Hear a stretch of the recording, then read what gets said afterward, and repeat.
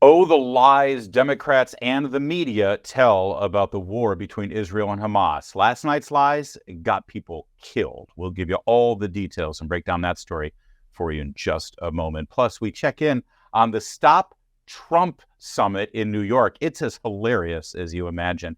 And a tragic story about Britney Spears that may shed a little light on all the troubles that young woman's had for the last couple of decades. This program is brought to you by the Electronic Payments Coalition, and it starts right now. Congresswoman Rashida Tlaib has been telling lies about Israel and America pretty much her entire political career. But last night's lie about a bomb that supposedly blew up a hospital in Gaza, well, not only did it undermine American foreign policy at the moment the president of the United States was headed to the Middle East, but it also incited violence and probably death. Let's break it down for you. It all started with this tweet from Rashida Tlaib, Congresswoman from Michigan. Israel just bombed the Baptist hospital, killing 500 Palestinians, doctors, children, patients, just like that. And she actually calls out Joe Biden, leader of her party. President Biden, this is what happens when you refuse to facilitate a ceasefire and help de-escalate. Your war and destruction only approach has opened my eyes, and many Palestinian Americans and Muslim Americans like me, we will remember where you stood. That sounds a little like a threat, doesn't it? And she included in this a story. Look at that. Oh my gosh, it's horrible, that bomb there. Dear world, Israel just bombed a Christian hospital in Gaza and murdered over 500 Palestinian civilians. So there's her source, right? Dr. Omar Suleiman. That's an Iranian name, isn't it? I think it is. Yeah. Dr. Omar Suleiman. He's an imam, Muslim for humanity, lover of justice, bridge builder, New Orleans native. Oh, he's a local boy. That's terrific. Good for him. Problem is, all of it is a lie. Didn't happen. We'll tell you what did happen in a minute, but you have to understand how this lie spread around the world and caused chaos. Rashida Tlaib also, by the way, tweeted out as soon as Israel started putting out evidence that showed, no, wait, we didn't send a rocket or a missile to this hospital in Gaza. Well, Rashida Tlaib said this. Breaking news, Israel PM Netanyahu has lied to the public before. And here's the source, the 6 biggest lies Netanyahu told America and the world and blah, blah, blah. And it's fine. That's Rashida Tlaib for you, right? You don't expect much from her after all, but what about CNN? Well, we don't expect much from them either. But boy, did they run with this. It's Khaled Al-Ghindia, Senior Fellow at the Middle East Institute. Khaled, thank you for being with us. Thanks for having me. Okay, so Hamas, along with other Palestinian officials, say Israel is clearly to blame for the strike on the hospital. Not so, says the IDF. Listen to this. Intelligence from few sources that we have in our hands indicates that the Islamic Jihad is responsible for the failed rocket launch which hit the hospital in Gaza. Well, it's important to find out who did this, but whether it was an Israeli strike or a misfired Islamic Jihad missile, at this point, there's no undoing the outrage and the anger which this has already caused among Palestinians and many Arab nations who, no doubt that Israel is to blame. They did this either intentionally or by misadventure. And now that's out there. Don't you love how this story is set up right now? No matter what the truth is, we can't undo the rage. Well, that's the point, isn't it? And then, by the way, CNN, regardless of what the truth is, you're supposed to be in the business of the truth. And unless this person that you're bringing on the air is there to deliver the truth at a time where, it's the fog of war, anything can happen and people get things wrong, well, maybe you need to bend over backwards to get things right. Did they? This will have long-term repercussions. This is a turning point, I think, in the war. Of course, you can never say with absolute certainty at this stage, but the evidence seems pretty, I think, compelling that this was an Israeli airstrike. The evidence seems pretty compelling that this was an Israeli airstrike. And of course, the reporter there at CNN never actually pressed and said, what evidence? Please share it with us. We haven't seen it. All we've seen is reports from Hamas, the terrorists, who say 2 things. That this hospital, they say 3 things. Hospital got struck by a rocket. The rocket came from Israel, 500 dead. Now remember that. That's what Rashida Tlaib said. That's what the initial reports were. And the sources were all Hamas. Well, and this guy on CNN. Hospital got hit by a rocket. Rocket came from Israel, 500 dead. All right, now let's see how this story progressed through the evening. First, the New York Times started reporting on it. And boy, I'm going to make this full screen so you can see it clearly. See the first headline, Israeli strike kills hundreds in hospital, Palestinians say. And then they got a little bit more information. And this one is at least 500 dead in strike on Gaza hospital. See, the first story was Israeli strike kills hundreds. Then, oh, well, it's a strike, but we don't necessarily know for sure that it was from Israel. And then finally, they don't even know if it was a strike, let alone a strike from Israel. They just say at least 500 dead in blast at Gaza hospital, Palestinians say.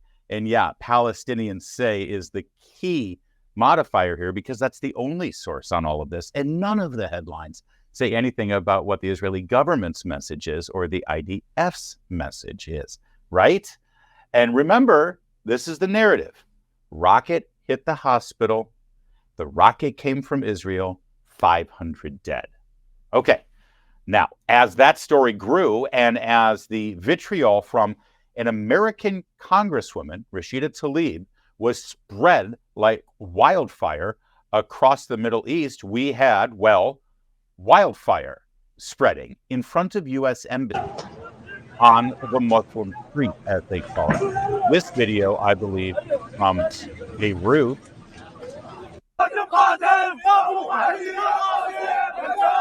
Chants against the great Satan, well, both of the great Satan, Israel and America.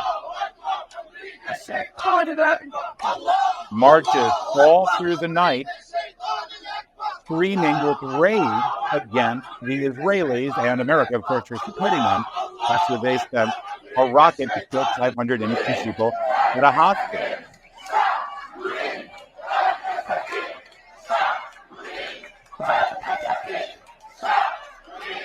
These are all the repercussions of Rashida Tlaib and the media and other Democrats lying about this so-called strike at a hospital. Now, in a moment, we're going to deliver all the facts that we have now. Yeah, that's right. We waited to give you facts. And we'll tell you what it appears happened there.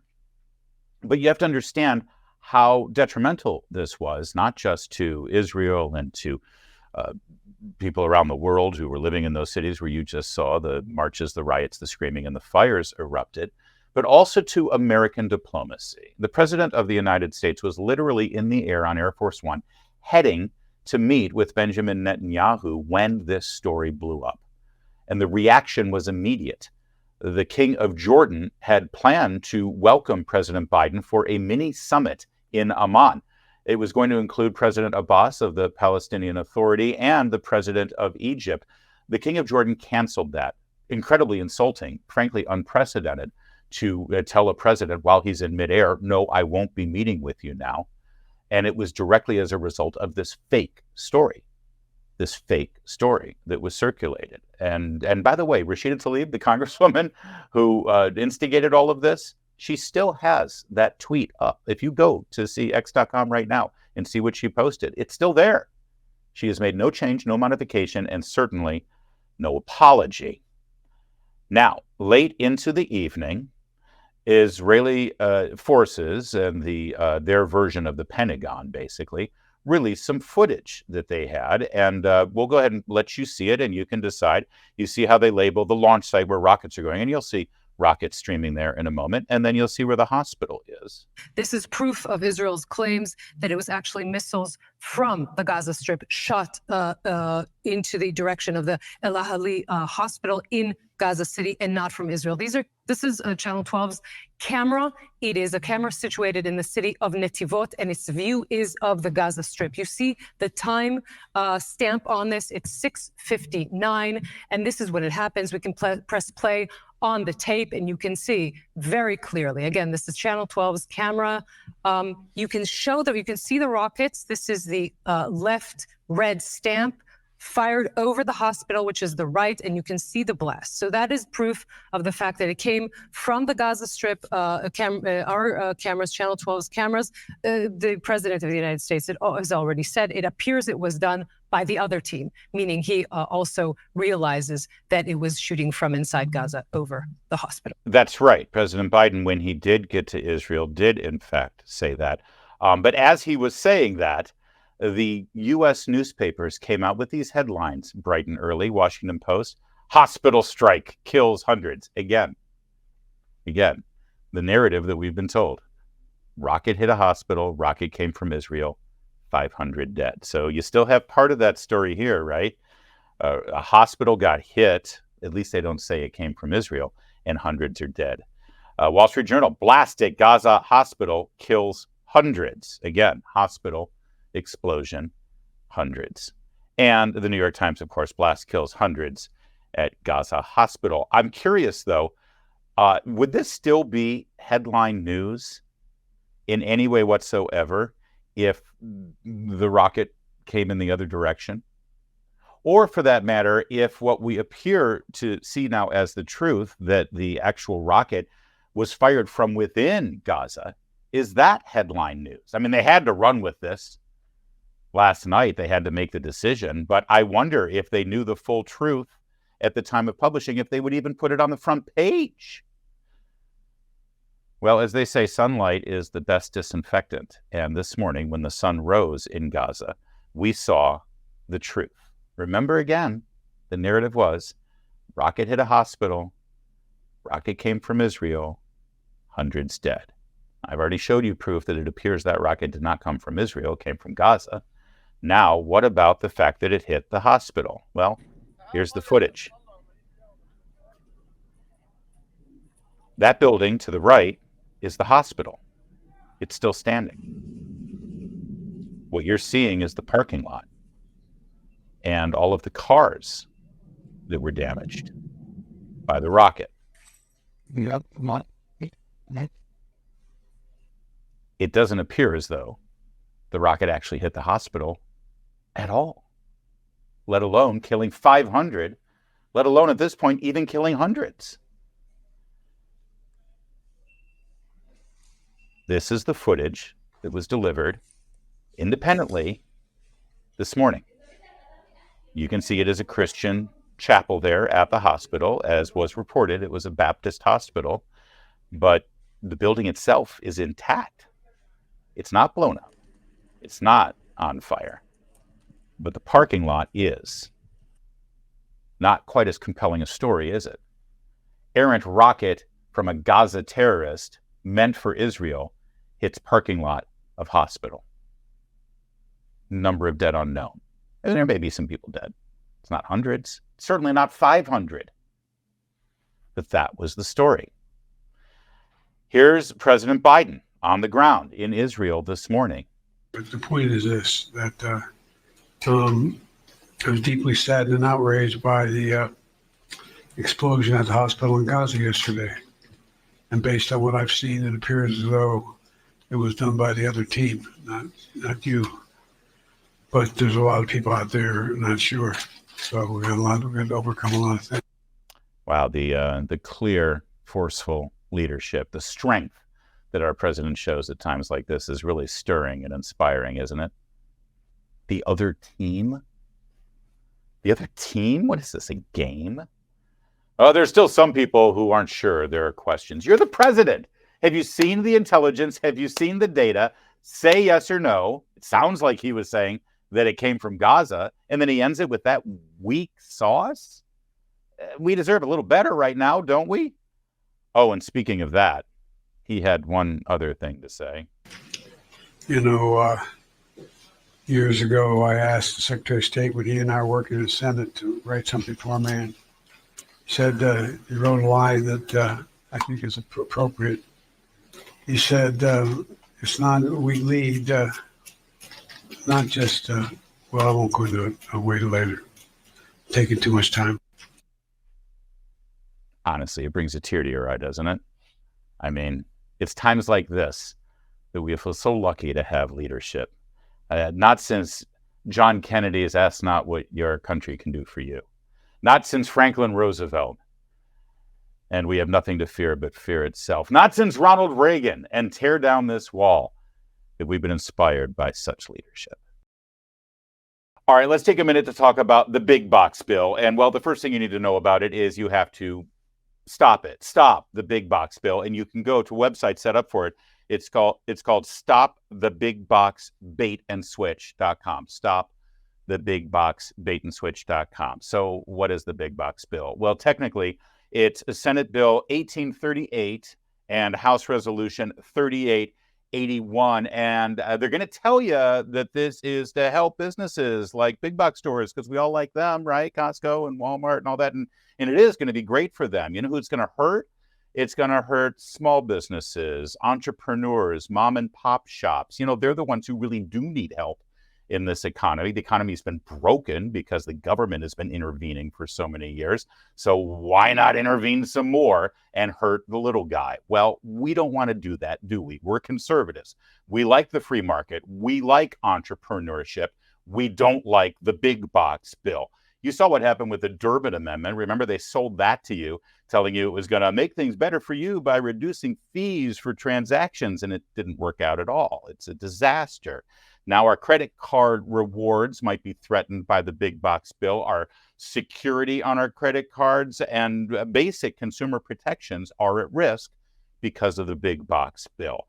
So contact your representatives. Let them know that you are against it. Stop the big box bill. Stand up for American entrepreneurship and free enterprise. Stopthebigboxbaitandswitch.com. Next up, if I may, we've got another look at the so-called Arab Street. They always say that the Arab Street. But sadly, this Arab Street is in London. I don't know if you've been to London recently, but that's actually where the Arab Street seems to be. This is a independent journalist, Peter Bogdashian. He took his camera out, and all he did was ask a simple question to the protesters in London. What do you want the world to know? And here's the sad answer. That the genocide is happening right now, and we should all fight against it. I'd like the world to know that Israel's committing war crimes. Okay. I think the Israelis are terrorists, tyrants. They get away with countless murders. They're trying to do genocide, and the world is supporting it. Yeah, it's very barbaric what's happening to the Palestinians. So it's very silly to say that only Hamas is barbaric when Israeli occupation, this is a government which is responsible, should not be doing this barbaric act. We stand against the butchery, the barbarity that the IDF has continued for the past so many years, and enough is enough. It should be pointed out, by the way, and we'll let this video roll all the way through, but Mr. Bogdashian said on social media that he approached over 100 protesters in the streets of London. And what we're seeing here are only the ones who agreed to speak to him on camera. Now, think about that for a minute. Let it marinate. The majority of the people that he approached didn't want to be seen or heard on camera giving a response to this man because I guess they were concerned that their opinion, if voiced, would be, too controversial and maybe even repulsive.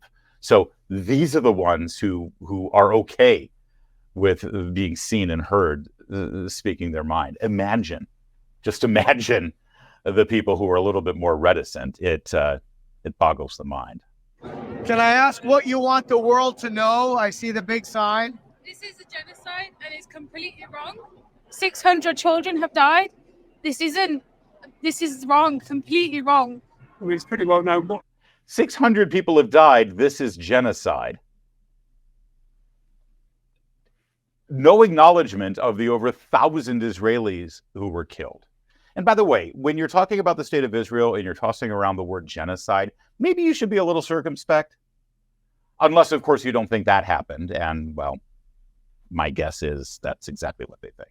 What's happening is that Israel is trying to destroy Gaza and kill as many Gazans as possible.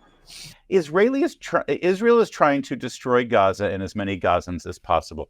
Don't you think if that was their goal, they would have done it sometime over the last 40 years? It's so moronic.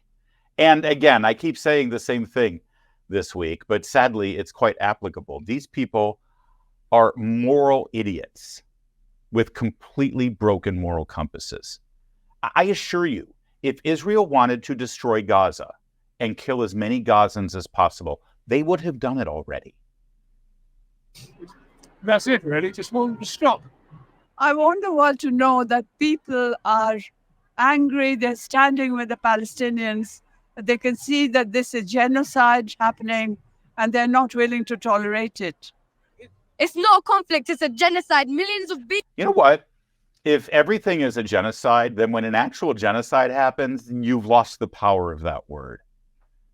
This is not a you may be unhappy with how this is going. You may be on the side of the Gazans or the people who identify as Palestinian or whatever you want to call them, and you're angry that there are any deaths. But just because you don't like it doesn't make it a genocide. And may I reiterate, the people of Israel, the Jewish people around the world, they know of genocide and attempted genocide. They know all too well. Babies are dying. The IDF are horrible, disgusting people. Thank you. And down, terrorist Israel. Down. Stop the genocide in Gaza. Now, stop starving the people in Gaza.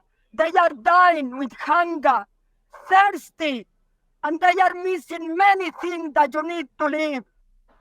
All right. Well, thank you to Mr. Boghossian for his man on the street work there. And it's always important when people are willing to show you exactly who they are and what they believe, pay attention and listen to them, no matter how odious it may be. And let me reiterate, that was London. It could have been New York. It could have been D.C. or L.A. or Chicago, and certainly suburban Detroit, at a time when we in America are being pressed to accept new refugees that have been living and raised in the Gazan territory. We're supposed to take them in, and they have learned to hate Jews. They have been taught in their schools that America, the very America that probably paid for the school that they're sitting in, America is the great Satan. And now we're supposed to bring them into this country, 10, 15, 20 years from now, they'll be the ones marching on our streets.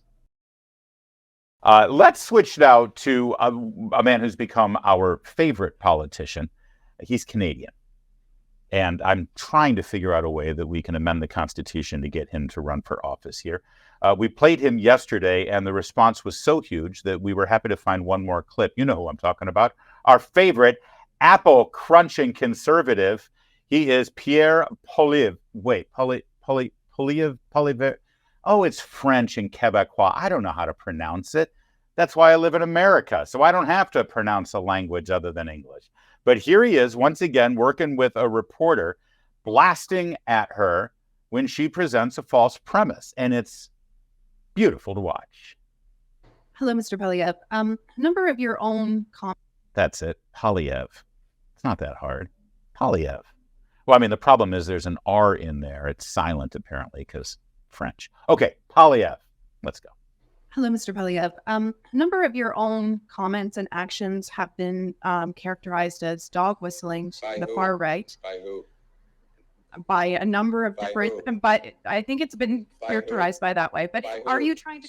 So again, this is exactly what we saw in yesterday's viral clip, where the premise is built into the question. All right, I'm going to ask you the question, but first, let me just lob this grenade at you, that your rhetoric and political positions have been characterized as dog whistles to the far right. Okay, now to my question.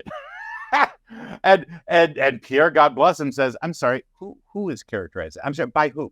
Who is characterized it that way? Name a name. Give me one person. And watch how this goes for this poor reporter from the CBC. Are you trying to court the far right? Sorry, I just need to clarify. By who? By a number of different experts and a number of different people. Experts? Who's an expert in dog whistles to the far right? But do you have that on your business card? Hi there, Cindy Tompkins. I'm an expert on dog whistles for the far right. This is how journalists think, though, because they're never challenged. No one ever challenges the false premise of their position when they're asking a question. Who are the work in this. experts? Okay, well, I think All it's right. been established that Right. this is a concern. it's Are you not. trying to court the far right? It's been established. It's just been established. We in the media have said it enough times that it has now become conventional wisdom. It's the truth. It's fact. So don't challenge that. Let me get to my question after calling you a racist. This is how they operate. Are you paying attention, Donald Trump? Are you paying attention, Ron DeSantis? Are you paying attention, every Republican politician in this country? Honestly, even more so, are you paying attention, Jim and Jane America, as you have to deal with this within your own family, with your liberal brother-in-law, or the people standing on the sidelines as you're watching your 7-year-old play soccer, or certainly the people on your Facebook page when they start to flame you because you have a different opinion? Are you paying attention to how to deal with these people? I hope so. Right. Who are these experts? You say that there are experts who are saying this. Where are they? My question is, are you trying to court the far right? I'm sorry that your question seems to be based on a false premise. You can't even tell me who these experts are. It sounds like it's just a CBC smear job. Thank you. But what about the question about whether Next question is also, by the way, the pièce de résistance. That's how you do it. And I want to reiterate, it's not just for politicians, it's for you. When you are confronted with that liberal at the cubicle next to you in your office, and they already have baked in the cake that you're an intolerant racist pig. So now that we've established that, let me ask you a question, in all fairness. Oh yeah, feels real fair, doesn't it? Thank you, Pierre. Please move to America if they reject you up in Canada. All right, we have another man on the street situation. In this one, honestly, from a man who sort of perfected the man on the street genre. I'm old enough to remember this guy, Jesse Waters, when he would do Waters World during the Bill O'Reilly show, the O'Reilly Factor. Now he's got his own show, of course. So it looks like he's empowered his own producer to go out there and get some great video of the lunatics in New York City. And he got some. They're assembling in Gotham for a Stop Trump Summit. I'm not kidding. That's what it is. And here's what happened. Last week, New York City tried to gag Trump. They hosted the Stop Trump Summit. All of primetime's favorite folks attended. The left's trying to stop Trump harder than they're trying to stop Hamas. Who are these people? Well, we sent Johnny to find out.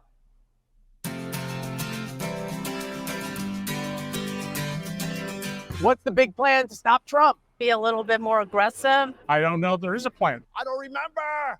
To stop Trump, just ignore him. You're paying him a lot of attention today. I got paid to be here today. So they're paying people to do that. Why do we need a plan to stop Trump? Don't you just have to beat him at the ballot box? It's not working, so we need new ideas. What do you get without a plan? Uppercase T, uppercase P. The plan. I thought the plan. Let me pause here because what you just heard there is probably the most important and salient point of this entire escapade. It's really easy to stop Donald Trump. Get the votes to defeat him. That's all. That's all you got to do. Have a winning argument. Have a candidate that can run a winning campaign. The only reason that Donald Trump needs to be stopped is because he's actually got the people who are ready to vote for him and put him back into office. So when he says, well, all you have to do is defeat him, and the woman says it's not working, thank you. Thank you for revealing exactly what this is all about. See, the Stop Trump Summit could be over tomorrow if Democrats actually had a candidate and positions and ideas that could defeat him at the ballot box. Since they don't, they have to convict him. They have to put him in jail. They have to make him ineligible to be on the ballot in several states. They have to go through all these extraordinary things to circumvent you, the people, the voters, because you can't be trusted with your vote and with your choice. You might vote the wrong way, the way radical liberals in New York City want you to vote. It's weird that those of you in Oklahoma and Wyoming and Indiana don't want to vote the same way these fine people on the Upper West Side of Manhattan want you to vote. Why are you so wrong? Plan was just for Joe Biden to lock him up. What happened to that? Biden is doing the best he can. Trump would for sure do that. He didn't. We did it, Joe. If we stop Trump, does that mean the border stays open? The border is not open. That's not the biggest problem we have. Trump is. No, the fact that we have people who think it's okay to give up their freedom. I feel pretty free. What are your rights that are left? Freedom of speech, freedom of the press. I'm here right Doesn't now. have any freedom. You're right. Joe Biden doesn't like to answer questions. What a stupid son of a bitch. Are you going to stop Trump today? We're going to work on it. What about crime and inflation? What about it? Why do we need to stop Trump? Look, I was very clear when I was up on stage. Test scores are down. Why are you here? Test scores are actually up. That is not right. That is not fair. What's more important, stopping Trump or stopping record crime and record inflation? Stopping Trump. Stopping Trump. Trump is crime. I think you'll see more crime and more inflation if that maniac gets back into power. Are you serious? Are you really talking to me like this? I'm the president of the United States. Don't ever talk to the president that way. Hillary Clinton says Trump supporters need to be deprogrammed. Do you agree? They need to be deprogrammed. Many Trump supporters don't know the facts. You don't deprogram a human, but you deprogram a robot. So you think Hillary's crazy? I'm the lice of every party I attend, and I've been to 3. Senator, we have record crime, inflation, and wars. Why aren't we stopping Biden? No comment, Senator? Where did all the BLM money go? I have no idea. I've nothing to do with it. They're all living in mansions and no one could find the money. Well, you know better than me. You ought to tell people. Where's the money? Out of all Trump's indictments, which one was your favorite? I have 2 favorites. One, the way the documents were handled. Georgia. Georgia. Yes. January 6th, like that one probably. What did he? I love that they all have answers to that question, don't you? Of all the indictments against Trump, what's your favorite? Oh, I got a couple of favorites here. Hang on a second. Let me show you my Instagram. These people are demented. They really are. I mean, where would they be without Trump? Well, I mean, they'd be going after us, I guess. So thanks, Donald. He do on that day? He encouraged it. By saying march peacefully and patriotically? That is not what I heard when I watched it. Did you watch it on mute? Are you jealous that Trump lives in Mar-a-Lago? That is one of the ugliest places I've ever set my eyes on. What's the nicest place you ever stepped foot in? Applebee's? I think Applebee's is probably nicer than Mar-a-Lago. What a loser. Did we do it? Did we do what? Did we stop Trump? Don't know. We'll see. How'd you stop him, Mr. Sharpton? You tell him for me. You don't want to answer? Now go in there and stop him. You're kind of an ass. I mean, that last part is probably true, but that's okay. He's paid well to be an ass. That was great. Good job, Jesse Waters and the team there. Johnny, is that his name? Johnny did a good job there as well. 81 million people voted for Joe Biden, right? You would think that you just build on that big majority with this great economy and the state of the world affairs and security and the border and crime in our streets, and you'll win 4 more years. You don't need a summit to stop Donald Trump. You don't need to indict him. You don't need to. Oh, boy, are they in trouble. All right. And now finally, listen, I'm going to be honest with you. You're probably like me.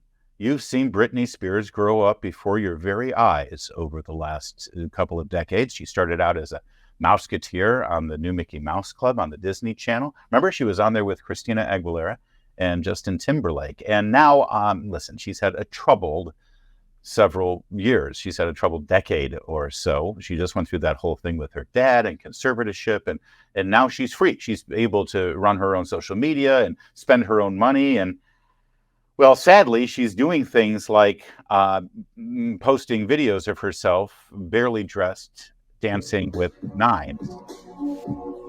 This is one she just posted yesterday. And it's haunting, and it's creepy, and it's scary.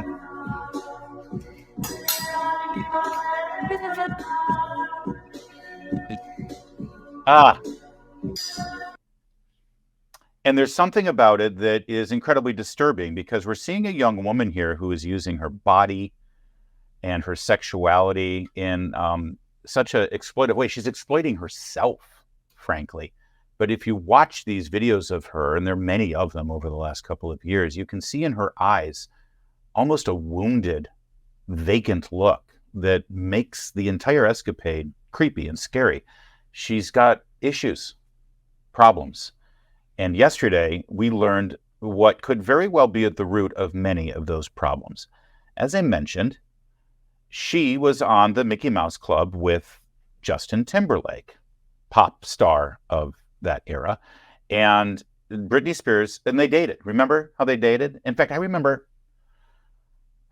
believe it was on a Howard Stern program that Justin Timberlake was on, sort of bragging about the fact, after he had broken up with Britney Spears, that he had taken her virginity. It was dirty and sordid and the worst of what men can be in our culture. And she's got a memoir coming out this week, and she reveals much more about that relationship. Here's People magazine with the story. Britney Spears is sharing a painful experience she's kept private for 20 years. People can confirm that in her upcoming memoir, The Woman in Me, the pop icon reveals that while dating Justin Timberlake, she became pregnant, but she had an abortion. In the book, Spears writes that Timberlake, quote, definitely wasn't happy about the pregnancy. He said, we weren't ready to have a baby in our lives, that we were way too young. The singer was 17 when she started dating the then 18-year-old NSYNC alum in 1999. They were together until 2002. Spears eventually went on to become a mother, welcoming 2 sons, Sean Preston and Jaden James, with her second husband, Kevin Federline. Spears will release her much-anticipated memoir on October 24th through Gallery Books, an imprint of Simon & Schuster. The memoir comes nearly 2 years after Spears was released from her court-ordered conservatorship, which had been in place for 13 years. All right. Now, that's horrific and sad and completely disturbing to hear, frankly. And nobody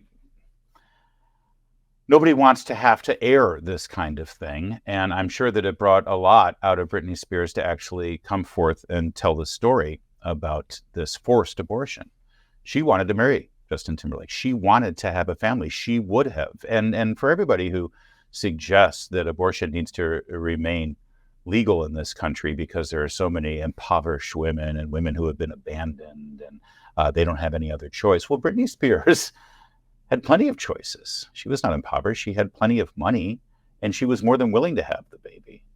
It was Justin Timberlake who was not willing to be a father and abandoned her. In fact, according to this report, forced her to kill the baby.